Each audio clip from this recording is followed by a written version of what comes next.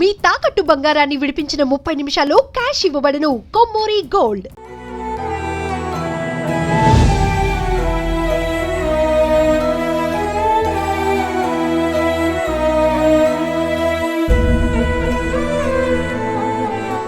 విశాఖలో తీవ్ర విషాదకరమైన ఘటన జరిగింది. హోంవర్క్ చేయలేదనే నెపంతో ఆ టీచర్ మందలించే క్రమంలో అలానే ఆ పిల్లాడు అప్పటికే 6 ఏళ్ల పిల్లాడు ప్రణయ్ తేజ్ తీవ్రమైనటువంటి భయంతో ఉన్నాడు. టీచర్ నన్ను కొట్టొద్దు అంటూ ప్రాధేయపడినప్పటికీ కూడా ఆ టీచర్ తన చెంప పైన కొట్టడంతో ఒక్కసారిగా ఆ టీచర్ పైనే కుప్పకూలిపోయాడు. అయితే ఇప్పటి వరకు కూడా మనం విశాఖ మార్చరీ దగ్గర ఉన్నాం. సో ఆ టీచర్ కొట్టడం వల్లే తమ పిల్లాడు ప్రాణాలు కోల్పోయాడు, తమ కుటుంబంలో మగదిక్కు లేకుండా పోయింది అంటూ ఇప్పటి వరకు తీవ్రమైనటువంటి ఆందోళన వ్యక్తం చేసినటువంటి బంధువులు ఫైనల్గా డిఈఓ గారు కావచ్చు, ఆర్డీఓ వీరందరి జోక్యంతో ఇప్పుడైతే శివుడు ఆజ్ఞ లేనిదే చీమైనా కుట్టదు, మేము ఎవరిని నిందించుకోదలుచుకోలేదు, కేవలం కాలాన్ని నిందిస్తున్నాము, మా దురదృష్టవశాత్తు మా బిడ్డ చనిపోయాడు అంటూ ఈ మృతి చెందినటువంటి ప్రణయ్ తేజ్ వాళ్ళ నానమ్మ గారు కూడా మీడియా ముఖంగా మాట్లాడుతూ ఒక క్లారిటీ ఇచ్చే ప్రయత్నం కూడా చేశారు. ఎందుకంటే ఈ విషయాన్ని మేము చాలా బాధలో ఉన్నాము, ఇకపై ముందుకు తీసుకువెళ్ళాలి అనుకోవట్లేదు ఈ కేసుని. ఎందుకంటే ఇప్పటికే పోలీసులు కావచ్చు, ఆర్డీఓ కావచ్చు, అలానే విద్యాశాఖ అధికారులు, అలానే స్కూల్ మేనేజ్మెంట్తో మాట్లాడిన తర్వాత వీరైతే ఒక కొలిక్కి రావడం జరిగింది.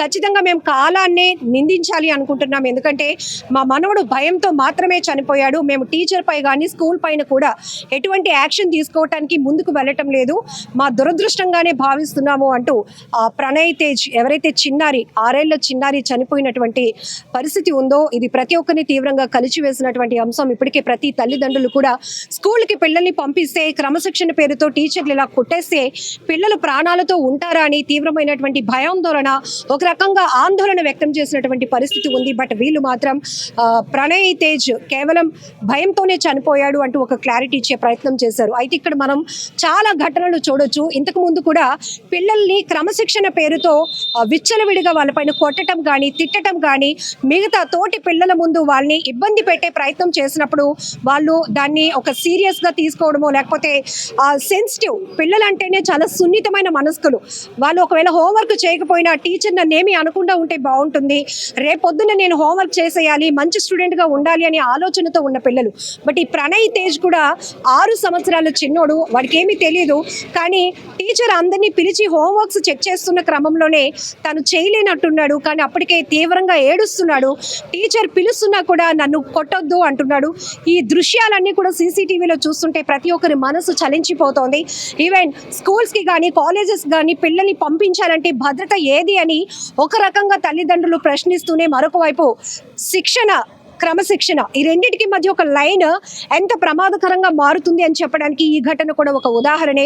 ఆ టీచర్ మందలించాలి అనుకుందా, లేకపోతే ఇప్పుడు నేనేమి అనకపోతే రేపొద్దున కూడా హోంవర్క్ చేయకపోతే రేపు మళ్ళీ తల్లిదండ్రులు వచ్చి ఇదేనా మీరు నేర్పిస్తున్నటువంటి స్టడీస్, ఇదేనా మా పిల్లలకి మీరు ఇస్తున్నటువంటి డిసిప్లిన్ అని నిందిస్తారనే ఆలోచనతో కొంతమంది టీచర్లు ముందుకు వెళ్ళొచ్చు. కానీ ఇక్కడ ఆ టీచర్ కూడా ఆ క్షణాన్ని ఊహించి ఉండదు.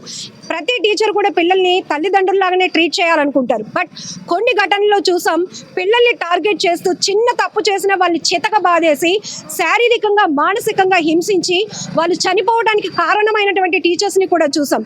బట్ ఇది ఒక భిన్నమైనటువంటి కేసుగానే మనం చూడాలి. బట్ ఏది ఏమైనా కూడా ఆ కుటుంబం 6 ఏళ్ల చిన్నారిని కోల్పోయినటువంటి బాధలో ఉంది. ప్రస్తుతం కేజీహెచ్ మార్చరీ దగ్గర అయితే మనం ఉన్నాం. మేము సీసీ కెమెరా చూసామండి, పిల్లల్ని కొట్టారు, హోంవర్క్ రాయని అది వేసుకున్నాం సార్. దెబ్బలాడతారు పిల్లలు, భయపడిపోయి ప్రాణం వదిలేసాడు. వాళ్ళతో తప్పు లేదు, ఇందులో ఎవరి తప్పు లేదు. మనం నాకు నాన్నమ్మ నవ్వుతాను, నేను నాన్నమ్మ నవ్వుతాను, ఇందులో ఎవరి తప్పు లేదు. భగవంతుడు చిన్న చూపు చూసి తీసుకెళ్ళిపోయినా మనం అంతే, ఇంకేట్లు ఎవరిది తప్పు లేదు, ఎవరిని తప్పు ఎంచుకుని మేము వేకేసి పెట్టమండి. మామూలుగానే బాబు భయస్తుడా? భయస్తుడు, భయపడతాడు, అది భయపడి ప్రాణం వదిలేసాడు అంతే. ఇప్పుడు గుండెతో ఉన్నాడు కదా, ఏదైనా ఊరు వెళ్ళారా తల్లి? తిరుపతి వెళ్ళారండి ఈ మధ్యన. ఎప్పుడు వెళ్ళారు? రీసెంట్ గా 1 వీక్ అవుతుంది వెళ్ళారు అంతే. వెళ్ళారు అంతే, వెళ్ళారు అంతే. ఆ పిల్లడు పుట్టాడని పెద్దంతలు మొక్కు తీర్చుకొని వచ్చారు. అది అంతే, ఆ రాత అంతవరకే ఉంది. భగవంతుడు అంతవరకు రాశాడు ఆయుష్ అంతే.